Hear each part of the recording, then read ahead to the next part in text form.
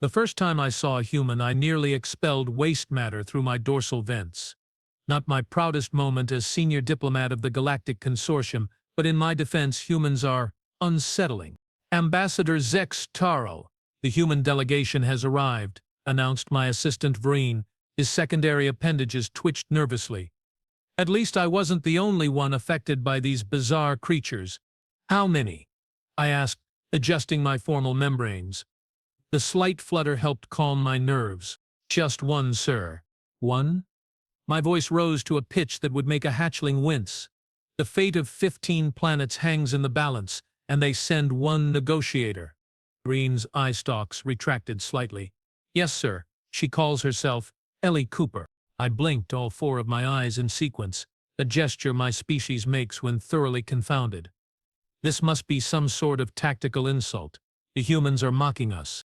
Perhaps, Green said, though his tone suggested doubt, but the Talatrurians insist she's their top negotiator.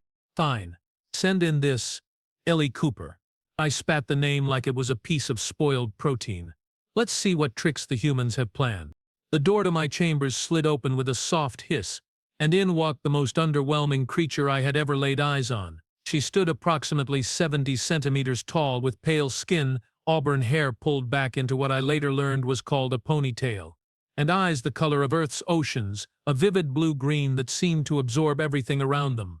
Ambassador Zix'Taral, she said, pronouncing my name with surprising accuracy. I'm Ellie Cooper. Thank you for agreeing to meet with me.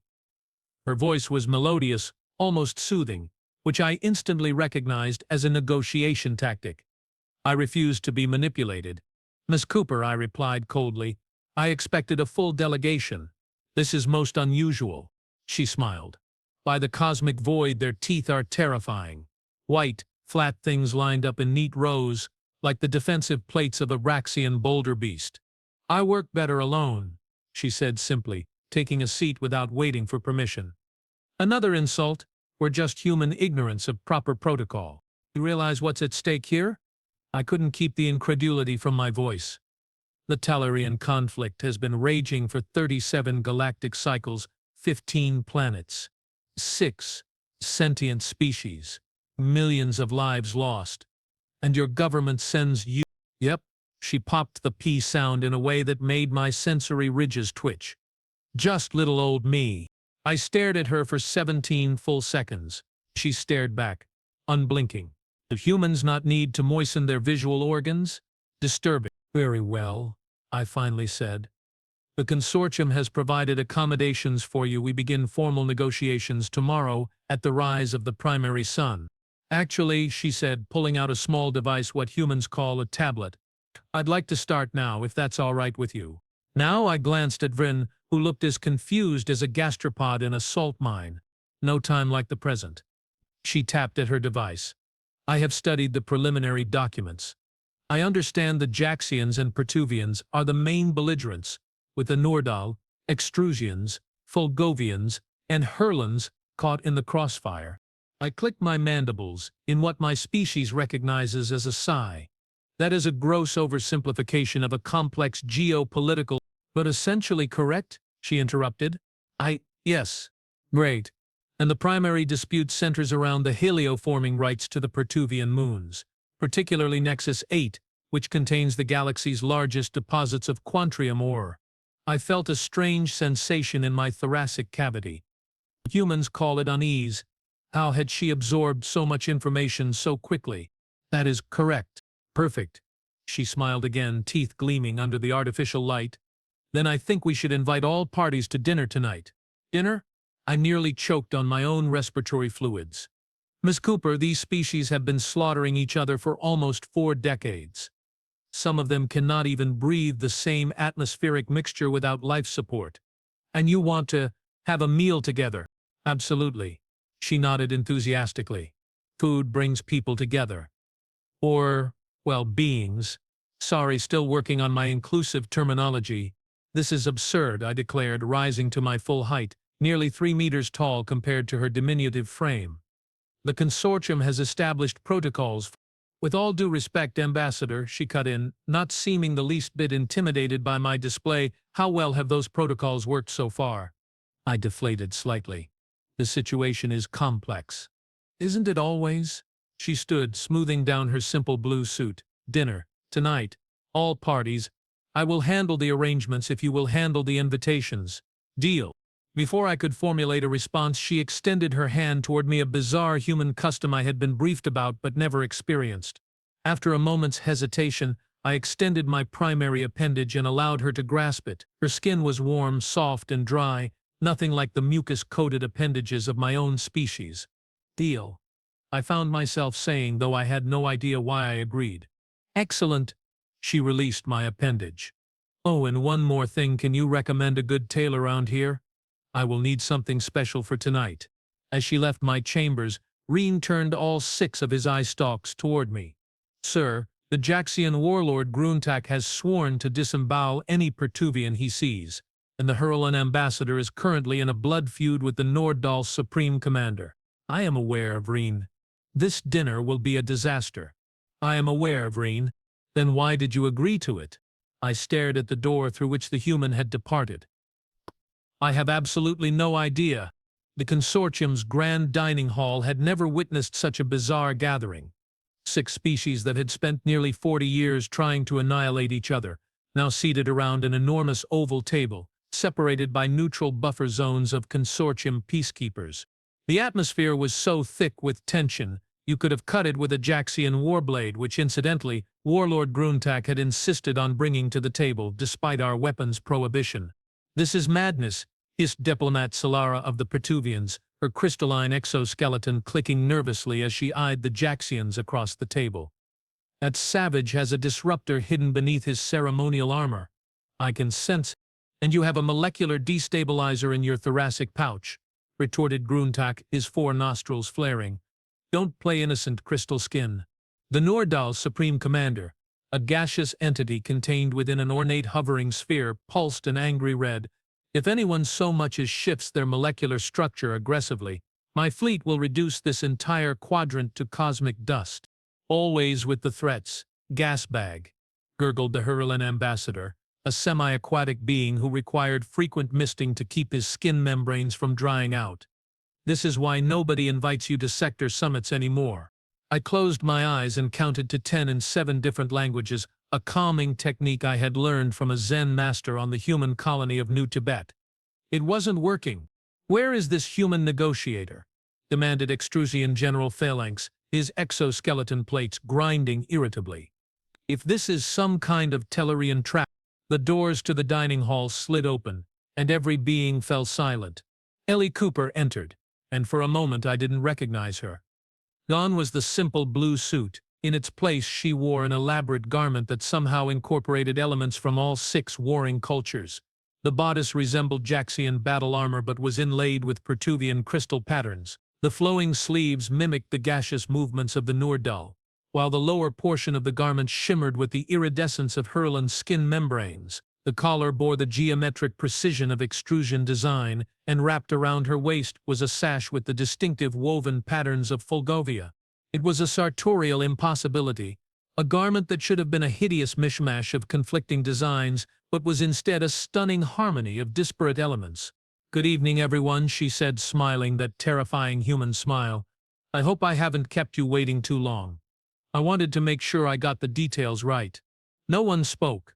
Even Gruntak, who was known to roar battle cries in the middle of peace talks, seemed momentarily stunned. "You mock us with this costume," Solara finally said, though her tone lacked conviction. "Not at all, Diplomat Solara," Ellie replied, taking her seat at the head of the table. "I honor you, all of you. Your cultures are distinct, beautiful, and valuable, just as your lives and the lives of your people are valuable." "Pretty words," rumbled Gruntak. "The Pertuvians value nothing but profit. Says the warlord who decimated 3 of our colony moons for their uranium deposits," Solara shot back. "Enough." The Nordahl commander's sphere pulsed a violent purple. "This charade is pointless." "Actually," Ellie said, her voice somehow cutting through the chaos without rising in volume, "I'd like to propose a toast before we begin." She raised a glass filled with a clear liquid. The various species glanced at their own glasses, each filled with their biologically appropriate beverages. "To understanding," she said simply. No one moved. In human culture, she continued, undeterred, sharing a drink symbolizes trust. I understand that's not universal, but I think we can all agree that trust is what's been missing from these negotiations for, how long has it been?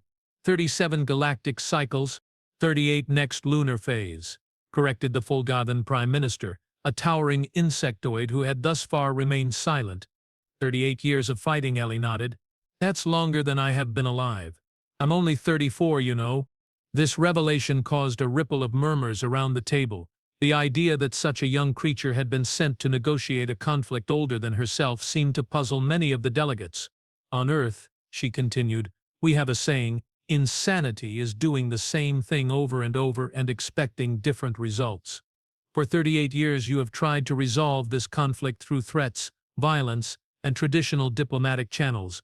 How's that working out for everyone? Uncomfortable silence settled over the table.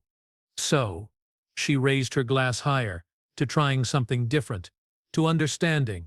Slowly, hesitantly, glasses were raised around the table. No one seemed willing to be the first to refuse the toast. Understanding, mumbled Gruntak, reluctantly raising his massive chalice. As beverages were cautiously sipped, Ellie beamed. Wonderful. Now, before our first course arrives, I have a confession to make.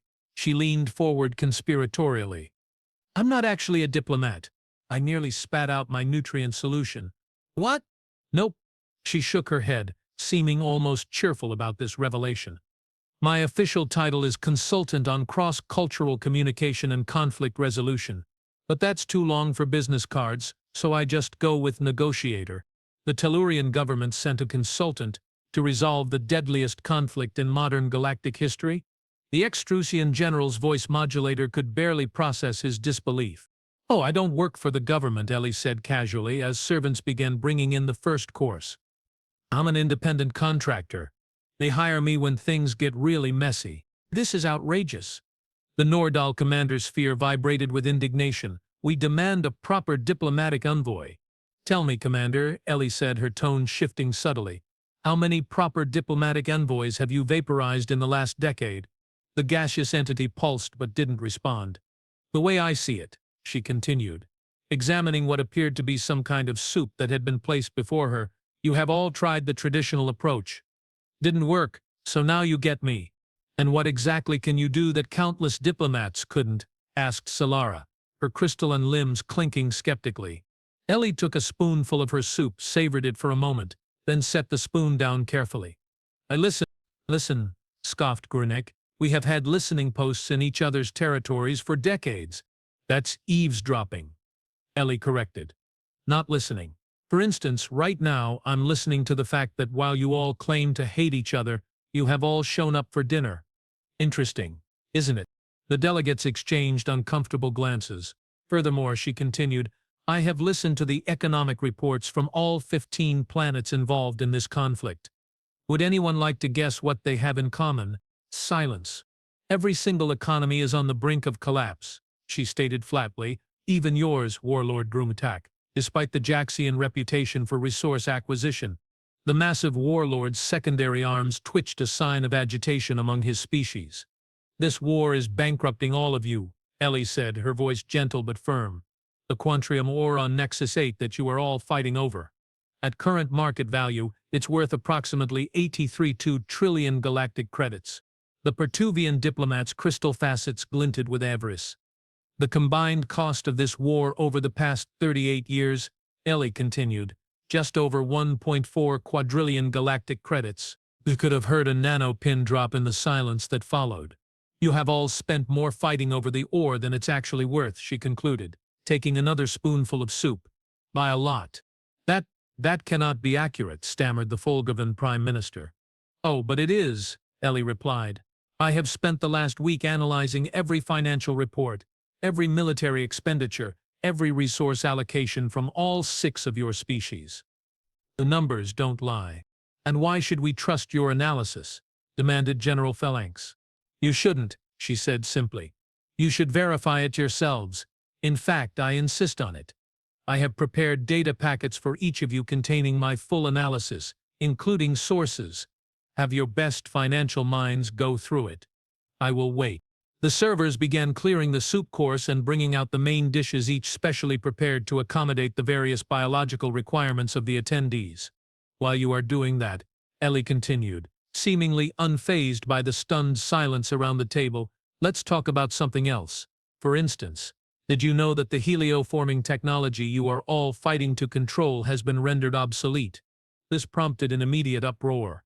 Multiple delegates began shouting at once, some in languages that the universal translators struggled to process. Ellie waited patiently for the noise to subside, calmly cutting into what appeared to be some form of protein on her plate.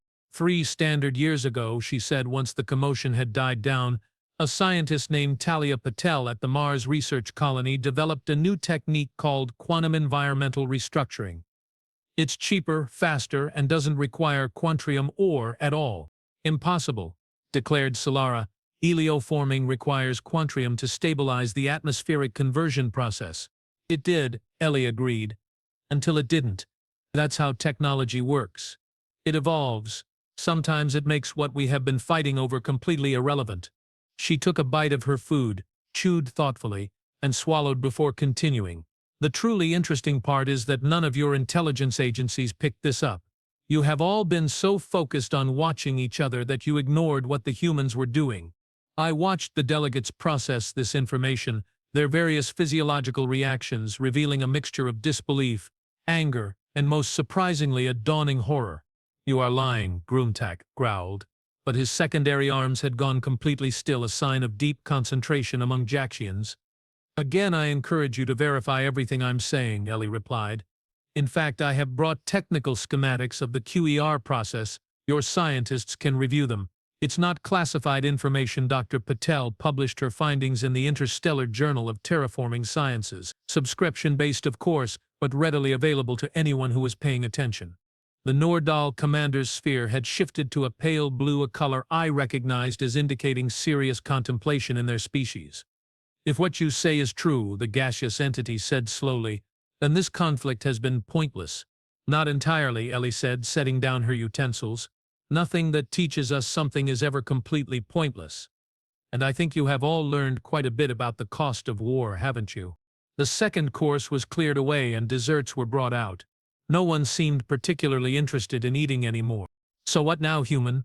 Asked the Herlan ambassador, his skin membranes flushing a pale green, a sign of emotional distress. You tell us we have wasted 38 years and countless lives for nothing, then expect us to, what? Shake appendages and go home. Ellie's expression softened. No, Ambassador, I expect you to grieve. I expect you to be angry. Those are natural reactions to discovering you have been led down a destructive path.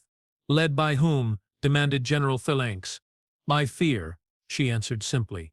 By pride. By the inertia of conflict that once started takes on a life of its own. She stood up, her bizarre multicultural garment catching the light in a way that drew all eyes to her. Tomorrow, she said, we will begin the real negotiations. Not about who gets the worthless ore on Nexus 8, but about how 6 proud, ancient, and remarkable civilizations can rebuild what's been lost. How you can help each other recover from a war that has damaged you all. And why would we help our enemies? Solara asked, though her tone lacked its earlier venom. Because they are not your enemies anymore, Ellie said gently. They are your fellow survivors of a tragedy, and survivors help each other heal. It's a universal constant, as true for humans as it is for Pertuvians or Jaxians or any sentient species. She raised her glass one more time, to healing then, and to whatever comes next. This time, when the glasses were raised around the table, there was less hesitation. Even Gruntak, notorious for his hatred of symbolic gestures, lifted his massive chalice with something approaching solemnity. As the dinner concluded and the delegates began to disperse, notably without any attempted assassinations, I approached Ellie Cooper. That was unexpected, I admitted.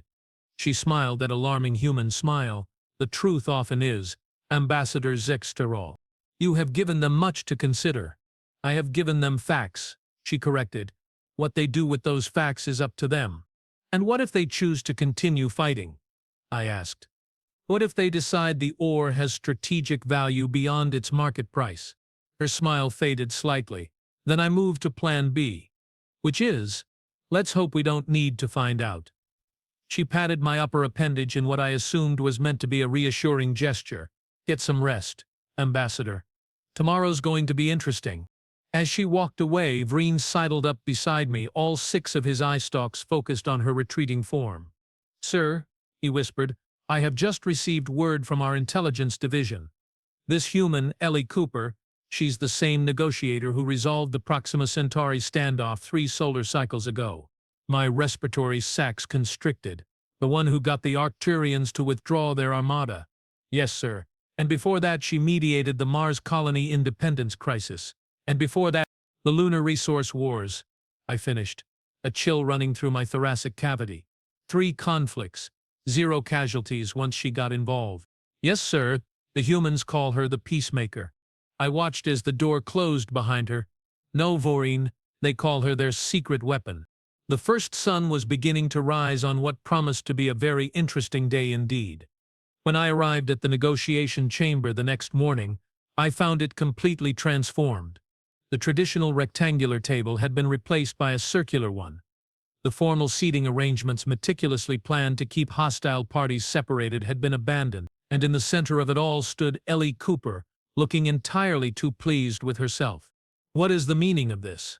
I demanded, my dorsal membranes fluttering with agitation. The Consortium has strict protocols for maintaining the status quo, she interrupted smoothly. But as we established yesterday, the status quo isn't working. I noticed that she had abandoned her elaborate multicultural garment in favor of a simple white tunic and pants. Her auburn hair was pulled back in that same ponytail configuration, and she wore no visible adornments or status symbol. The delegates will never agree to this arrangement, I warned. Placing the Jaxians and Pertuvians directly across from each other, it's asking for bloodshed. Actually, came a rumbling voice from behind me. We requested it. I turned to find Warlord Gruntak filling the doorway, his massive frame adorned not with his usual battle armor, but with what appeared to be formal diplomatic attire. Even more shocking, beside him stood Diplomat Solara of the Pertuvians, her crystalline exoskeleton polished to a gleaming finish. You, what?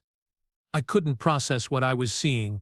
After dinner last night, several of us continued our discussions, Solara explained, her facets catching the light as she moved into the room. We found the human's analysis compelling enough to sit across from a species you have been at war with for nearly 4 decades. I couldn't keep the incredulity from my voice. War is expensive, Ambassador Zix'Taral, rumbled Gruntak.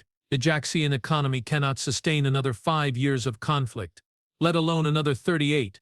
And our scientist confirmed the humans' claims about the new terraforming technology, added Solara. It renders the quantrium ore strategically obsolete. I stood there, mandibles slightly agape, as the remaining delegates filed into the chamber. The Nordal commander's sphere was pulsing a calm blue. The Hyrulean ambassador's skin membranes displayed the pink flush of optimism. The Extrusian general and Folgaven prime minister entered together, engaged in what appeared to be a civil conversation. What did you do? I whispered to Ellie as the delegates took their seats around the circular table. She shrugged, a peculiar human gesture that I had learned indicated casual dismissal. I just gave them the facts, Ambassador. They did the rest themselves. But this is unprecedented. Is it? She raised an eyebrow, another bizarre human expression. Or is it simply the natural outcome when intelligent beings recognize that their current path leads to mutual destruction? Before I could respond, she stepped forward to address the assembled delegates. Good morning, everyone, she said brightly. I see you have all had time to verify my information. Nods and various species-specific gestures of affirmation circled the table. Excellent. Then let's not waste any more time. We have 15 planets worth of reconstruction to plan. For the next 6 hours I witnessed something I had never thought possible. 6 species that had spent nearly 40 years trying to annihilate each other, now engaged in constructive dialogue about mutual aid and recovery. Ellie Cooper barely spoke. She would occasionally redirect the conversation when tensions flared, or ask a pointed question when discussions stalled, but for the most part, she simply listened. And somehow that was enough. By midday they had drafted preliminary agreements on resource sharing, reparations, and refugee resettlement. By evening they had established a joint commission to implement the new quantum environmental restructuring technology across all affected planets. As the delegates prepared to depart, each approached Ellie to express their gratitude, even Gruntak, who according to historical records had never thanked anyone for anything in his 20-year lifespan. When the chamber had emptied, I found myself alone with the human negotiator. "I don't understand," I admitted. "How did you do it?" She was gathering her few belongings, seemingly eager to depart. "Do what, exactly?" "End a 40-year war in less than 24 hours. She looked up at me, those ocean-colored eyes suddenly serious. "I didn't end it, Ambassador." "They did. I just showed them that continuing it was more painful than stopping it." "But how did you know it would work? How did you know they wouldn't simply dismiss your analysis, or try to kill you for revealing their economic vulnerabilities?" She smiled, but this time it wasn't the terrifying display of teeth I had first encountered.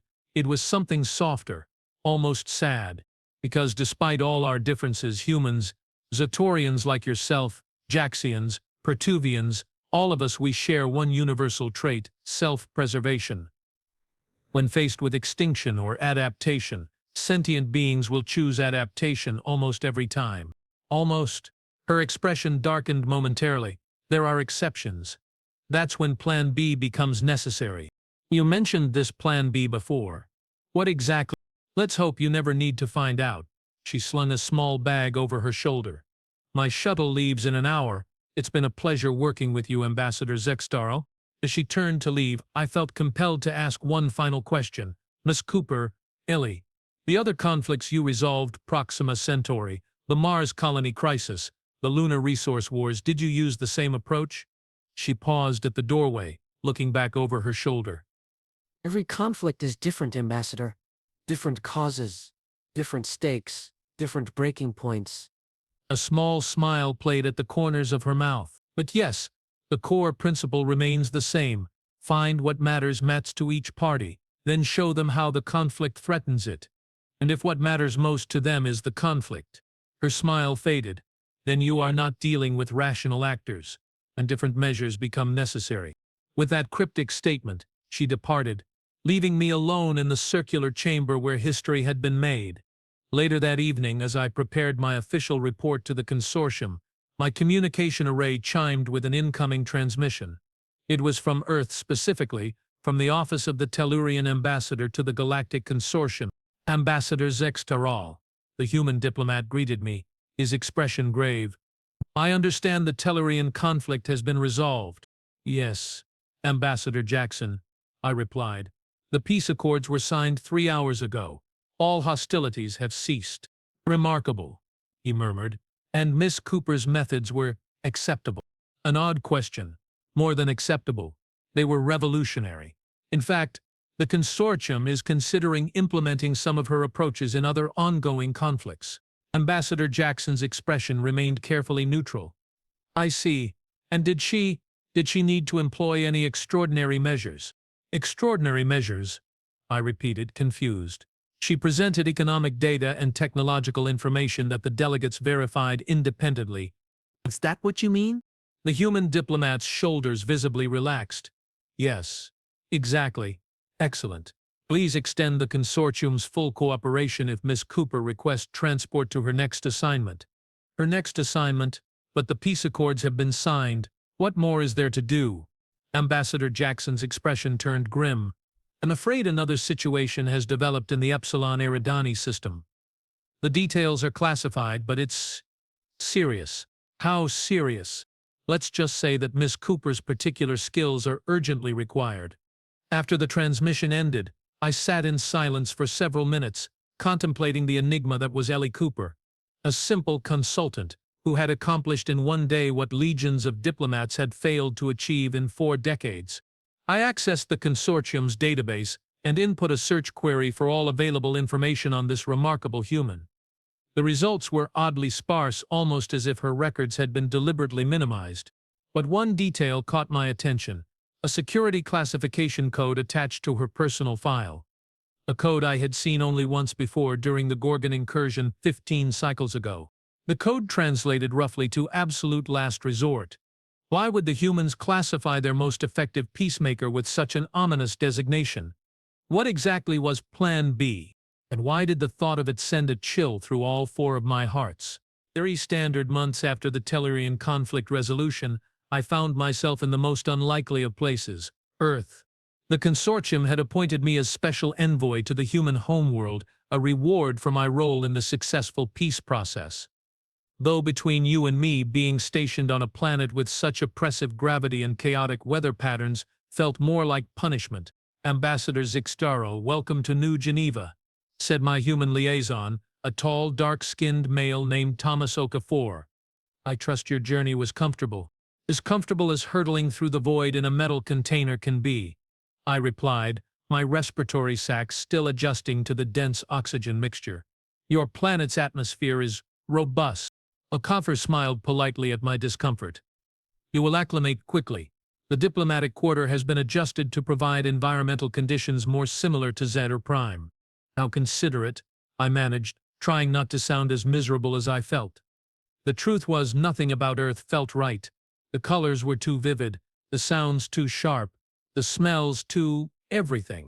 Your first briefing is tomorrow morning, Okafor continued as we entered a sleek ground transport vehicle. The Secretary General is eager to discuss expanded trade routes through Zetorian space. Yes, trade routes, I muttered, staring out at the sprawling human metropolis. Buildings of glass and metal stretched toward the sky while swarms of vehicles moved in organized chaos below. Mr. Okafor, I have a more pressing question. Of course, Ambassador. Where might I find Ellie Cooper? The human's driving pattern faltered for a microsecond, so brief I would have missed it had I not been watching closely. Ms. Cooper? I believe she's currently on assignment. Yes, the Epsilon Eridani situation, but surely she must return to Earth occasionally. Okafor's expression remained carefully neutral. Ms. Cooper's whereabouts are not generally discussed. Ambassador, may I ask why you are interested? Professional curiosity. I lied. Her methods were unorthodox but effective. The Consortium is considering implementing similar approaches. I see. The human seemed to choose his next words carefully. I will inquire about the possibility of arranging a meeting when she returns. But I should warn you, her schedule is extremely unpredictable. I decided not to press further. Humans, I had learned, became defensive when questioned too directly. Instead, I would need to employ subtlety, not my species' strongest trait, but necessity breeds adaptation. The diplomatic residence was comfortable enough, though the artificial gravity adjustments made everything feel slightly off, like walking through shallow water. After Okafor departed, I activated my secure communication array and contacted Vreen, who had remained at the Consortium headquarters. Anything? I asked without preamble. My assistant's eye stalks wiggled in what I recognized as discomfort. Very little, sir. Miss Cooper's records are surprisingly sparse for someone of her effectiveness. Deliberately so, I suspect, I replied. What about the Epsilon Eridani situation? Official channels claim it's a simple trade dispute between the Eridani coalition and human mining interests. And unofficial channels? Reem's voice dropped to a whisper, though our communication was encrypted. There are rumors, sir. Disturbing ones. Something about an extremist faction within the coalition planning to deploy bioweapons against human colonies. My dorsal membrane stiffened, and they sent Cooper to negotiate with bioterrorists. Apparently so, sir. I pondered this information as I gazed out at the twinkling lights of New Geneva. Keep digging, Vreen. There's more to our Ms. Cooper than meets the eye. Yes, sir. Oh, and Ambassador, be careful. 3 of my contacts went suddenly silent after I inquired about her. The communication ended, leaving me with an uneasy feeling in all 4 of my hearts. The next week passed in a blur of diplomatic functions and trade negotiations. Humans, I discovered, were obsessed with formalities while simultaneously pretending they weren't. They would insist a meeting was casual while meticulously planning every detail down to the precise temperature of the beverages served. On my 8th day on Earth, as I was preparing for yet another informal gathering which required formal attire naturally, my door chimed. Enter, I called, adjusting my ceremonial membranes. The door slid open to reveal not my scheduled escort but a familiar figure with auburn hair and ocean-colored eyes. Ambassador Zix'Taral, said Ellie Cooper with that alarming human smile. I hear you have been asking about me. She wore simple civilian clothing, dark pants and a loose gray tunic, and carried no visible weapons or communication devices. Yet somehow her presence filled the room more completely than Warlord Gruntak in full battle regalia. Miss Cooper, I managed, my surprise evident in the rapid flutter of my secondary appendages. I wasn't expecting you. Few people ever are, she replied, entering without invitation. I understand you have questions. Several thousand. Actually, I admitted, though I was told you were in the Epsilon Eridani system. I was, now I'm not. She examined my quarters with casual interest. Nice place. They even got the atmospheric pressure right. That's rare. The situation in Eridani, is it resolved? I asked, watching her carefully. In a manner of speaking. Something flickered across her features too quickly for me to interpret with my limited understanding of human expressions. Meaning, she turned to face me directly, meaning that the immediate threat has been neutralized, and negotiations are proceeding with the legitimate Eridani government. And the extremist faction, the ones planning to deploy bioweapons. If she was surprised by my knowledge, she didn't show it, no longer a concern. There was something in her tone, a flatness, a finality that sent a chill through my thoracic cavity. You implemented Plan B, I said. It wasn't a question. Ellie Cooper studied me for a long moment, her ocean-colored eyes revealing nothing.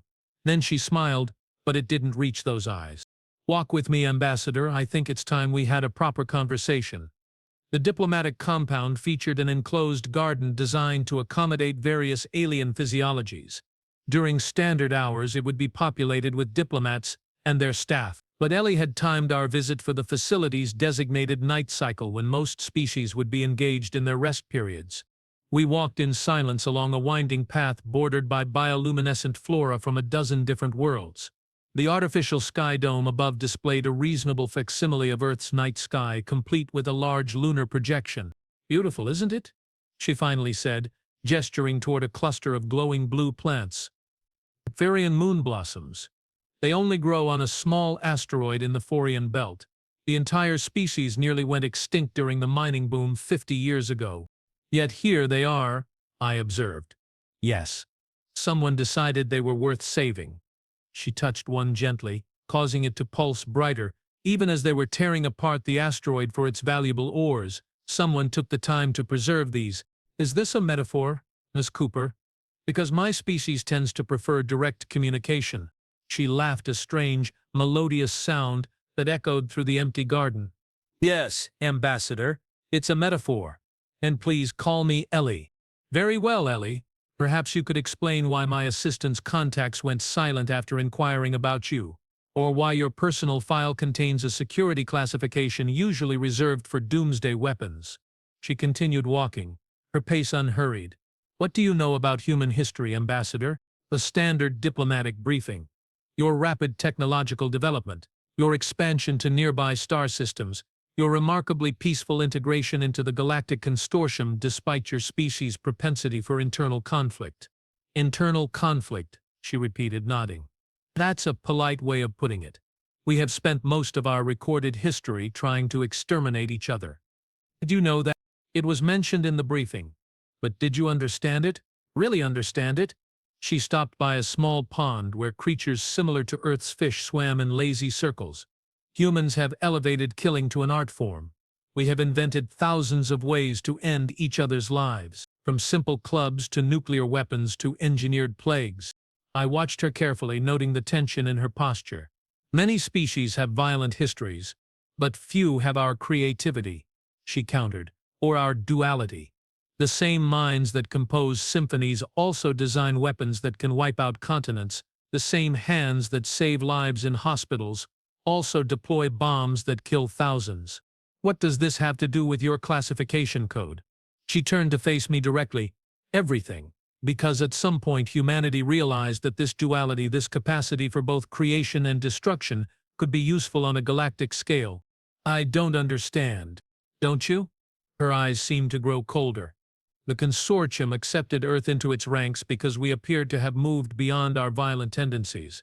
We presented ourselves as a unified, peaceful civilization eager to join the galactic community. And that was a lie? I asked, my membranes fluttering with unease. Not entirely. We genuinely want peace. We prefer it, even. But what we showed the Consortium was our best face, our diplomats, our artists, our healers. She gestured toward the stars visible through the dome. What we kept hidden was our other face. A terrible suspicion began to form in my mind. Ellie, what exactly is your role? Officially, I'm a negotiator. I resolve conflicts through dialogue and mutual understanding. And unofficially, she smiled that smile that didn't reach her eyes. On plan B. Before I could respond, she continued walking, forcing me to follow. The classification code you found, absolute last resort. It doesn't apply to me personally. It applies to what I represent, which is the other face of humanity. She spoke matter-of-factly, as if discussing the weather. The face we don't show at diplomatic functions. The face that remembers every way we have invented to kill each other throughout our bloody history. I felt my primary heart skip a beat. You are a weapon. No, Ambassador. I'm much worse than that. She stopped beside a striking red plant with barbed thorns. I'm the threat of a weapon, the promise of one, the possibility. She touched the red plant, carefully avoiding its thorns.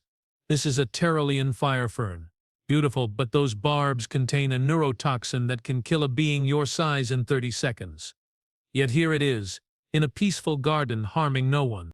Another metaphor. Pattern recognition. Very good. She nodded approvingly. You see, the Epsilon Eridani extremists had a plan. A detailed, well-funded plan to release engineered pathogens on 3 human colony worlds. Conservative casualty estimates were in the millions. My respiratory sacs constricted at the thought. But you negotiated with them. I tried, she corrected. For 6 days I sat across from their leaders. I presented economic data. I offered alternative solutions. I appealed to their better nature. She sighed. But sometimes, Ambassador, there is no better nature to appeal to. Sometimes, you are dealing with beings who simply want to watch others suffer. What did you do? I asked, though I feared I already knew the answer. I showed them our other face. Her voice had gone soft, almost gentle. I showed them what happens when humanity feels threatened. What we are capable of when pushed too far. You eliminated them? No, Ambassador. That would have made them martyrs. She looked up at the artificial moon. I gave them exactly what they wanted, attention for their cause. Just not in the way they expected. Something in her tone made my exoskeleton prickle with dread. Explain. Their plan involved using human medical supply shipments to distribute their bioweapons. A clever plan, really. Hiding death within the tools of healing. There's that duality again. She began walking once more. So I leaked their plan. Not to human authorities, but to the civilian population of Epsilon Eridani. The civilian population. Every citizen, on every communication device, simultaneously. Their entire plan, including the names and locations of everyone involved. Her face remained impassive. Within 6 hours, the extremist faction had been dealt with. By their own people, I realized, horror dawning. Turns out most Iridanians don't support mass murder. Who knew? Her sarcasm couldn't mask the coldness in her voice. The legitimate government rounded up the few survivors and publicly renounced any connection to them. Peace negotiations resumed the following day. That's monstrous, I whispered. Is it? She raised an eyebrow. I didn't kill anyone. I simply shared information with those who had a right to know. You orchestrated a massacre. I prevented a genocide, she corrected sharply. Millions of lives saved by sacrificing a few dozen who planned mass murder. The math seemed straightforward to me. We had completed a circuit of the garden and found ourselves back near the entrance. Ellie stopped and turned to face me fully. This is what your classification code means, Ambassador. When traditional diplomacy fails, when dialogue reaches an impasse, when lives hang in the balance, that's when they send me. To implement Plan B, I said, the words leaving a bitter taste. Yes, and do you know why it works? Why I have ended 3 wars without firing a shot? Her eyes bore into mine. Because nobody wants to see Plan C. The implication hung in the air between us, heavy and terrible. What is Plan C? I asked, though every instinct told me not to. Something we pray we never have to use. She glanced at her wrist device. I have a transport leaving in 20 minutes. Walk me out? As we made our way back through the diplomatic compound, a question burned in my mind. Why are you telling me all this? Surely this information is classified by your government. Because you are smart, Ambassador. Too smart to stop digging. And I'd rather you understand than speculate. She stopped at the entrance to the landing pad, where a small shuttle waited. Besides, the Consortium should know who they are really dealing with. A species that hides behind peace while threatening war, I said, unable to keep the bitterness from my voice. A species that genuinely wants peace, but is prepared for its failure, she corrected. Is that so different from the Consortium keeping peacekeeping fleets on standby, from the Jaxians maintaining their battle readiness, even as they sign peace accords? There's a difference between defense and whatever it is you do, is there? She seemed genuinely curious. Or is it just that humans are more efficient at it, more willing to acknowledge the darkness we carry alongside our light? Before I could respond, her communication device chimed. She checked it, her expression turning serious. I have to go. Order dispute in the Proxima system showing signs of escalation. She extended her hand, that bizarre human custom I had grown somewhat accustomed to. It was good seeing you again, Ambassador. I hesitated, then extended my primary appendage to meet hers. Will you try negotiation first? I always do, she said, and for a moment I thought I saw genuine sadness in those ocean-colored eyes. It's always plan A. As she turned to board her shuttle, I called after her. Ellie, the Tellurian conflict, was that truly resolved through dialogue, or was there more to it than you led us to believe? She paused on the shuttle ramp, looking back at me with an expression I couldn't interpret. What do you think, Ambassador? I think you are more complex than you appear, I answered honestly. She smiled, a real smile this time, reaching her eyes. So is everyone, Ambassador, so is everyone. The shuttle door sealed behind her, and moments later the craft lifted off, disappearing into the night sky. One standard year later, I sat in my office at the Consortium headquarters, reviewing reports from across the galaxy. My tenure on Earth had concluded, and I had returned to my role as senior diplomat with a newfound perspective on our human allies. Sir, Irene entered, all 6 eye stalks focused on the datapad in his upper appendages. I have just received the quarterly conflict assessment from the monitoring division. And, I prompted, setting aside my current work, galactic conflicts are down 17% compared to the same period last year, he reported, sounding puzzled. It's the largest single-year reduction in the Consortium's history. Interesting. I leaned back in my specially designed chair. Any particular regions showing notable improvements? Yes, sir. Primarily areas where human diplomatic envoys have been active. Green's eye stalks twisted in confusion. It's most peculiar. Species with centuries-old grievances are suddenly finding common ground. Is Miss Cooper mentioned in any of these reports? Green checked his datapad. Yes, sir. She's credited with resolving situations in the Proxima system, the Tau Ceti trade corridor, and the Deneb mining dispute. All without violence, I presume? According to official records, yes. Rishon hesitated. Though there are rumors, particularly regarding the Deneb situation. What kind of rumors? The leader of the separatist faction apparently withdrew all demands and publicly apologized after a private meeting with Miss Cooper. Witnesses report he appeared shaken. I nodded slowly. She showed him the other face. Sir? Nothing, Green. I waved a dismissive appendage. What else do we have on the agenda today? As Vrain ran through our scheduled meetings, my thoughts drifted to that night in the garden with Ellie Cooper. I had spent months analyzing our conversation, searching for deeper meaning in her words. Was she a monster?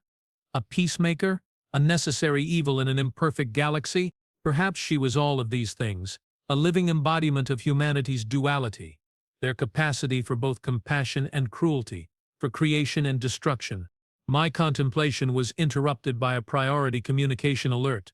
The holographic projector on my desk activated, displaying the face of the Consortium's Supreme Counselor, a rare honor that immediately set my membranes fluttering. Ambassador Zix'Taral, the ancient Thrall intoned, her voice carrying the weight of centuries. The Council has been impressed by your insights regarding human diplomatic methodologies. Thank you, Supreme Counselor, I replied, trying to maintain my composure. I merely reported my observations. Your observations may prove invaluable, she continued. The Council has decided to establish a new diplomatic initiative based on the human model, a two-pronged approach, as it were. I felt a chill run through all four of my hearts. Two-pronged Supreme Counselor. Yes. Traditional negotiation backed by persuasive alternatives. Her ancient eyes fixed on mine through the holographic projection. We would like you to head this initiative, given your experience with the human Ellie Cooper. For a moment I was speechless. They wanted me to become the Consortium's version of Plan B.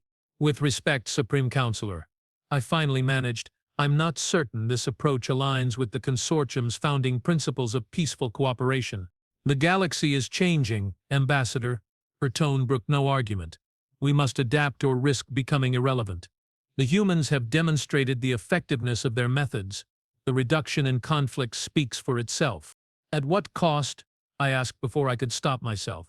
The ancient Threll's expression hardened. At a far lower cost than full-scale war, Ambassador. Sometimes the threat of force achieves what peaceful overtures cannot. And when threats fail, I pressed. Then we must be prepared to act, she replied coldly, just as the humans are.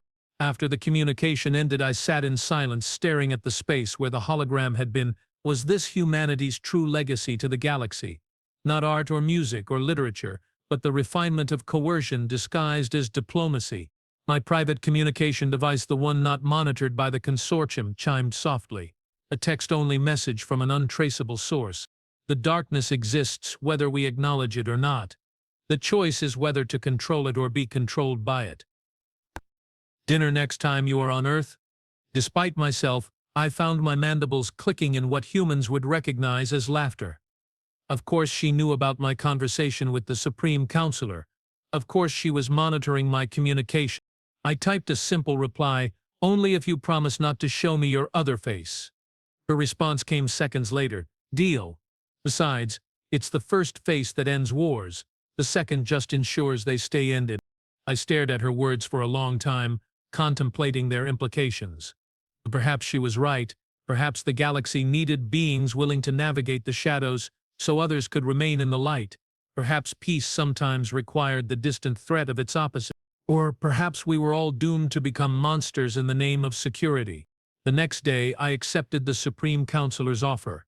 Not because I believed in the approach, but because I feared what someone else might do with such power. At least I understood its cost, its terrible weight. 6 months later, as I sat across from warring factions in what had once been the Orion conflict zone, I found myself channeling a certain human negotiator. Gentlemen, I said to the assembled warlords, you have two options before you. Peace, with all its compromises and imperfections, or something else entirely. I didn't elaborate on what something else might entail. I didn't need to. The mere suggestion, the shadow of possibility, was enough. As they signed the peace accords the following day, I sent a message to Earth. I understand now, not sure I like it, but I understand. Her reply was characteristically succinct. Nobody likes it. That's rather the point. Welcome to the shadows. We save more lives here than you'd think. She was right, of course. That's what made it all so troubling. They wanted a negotiator. We sent the woman who ended 3 wars without firing a shot, but it was the shots she didn't fire, the ones held in reserve, promised but never delivered, that truly won the peace. And as I followed in her footsteps, walking the line between diplomacy and intimidation, I wondered if this was evolution or corruption, progress or decline. Perhaps it was both. Perhaps that was the most human lesson of all.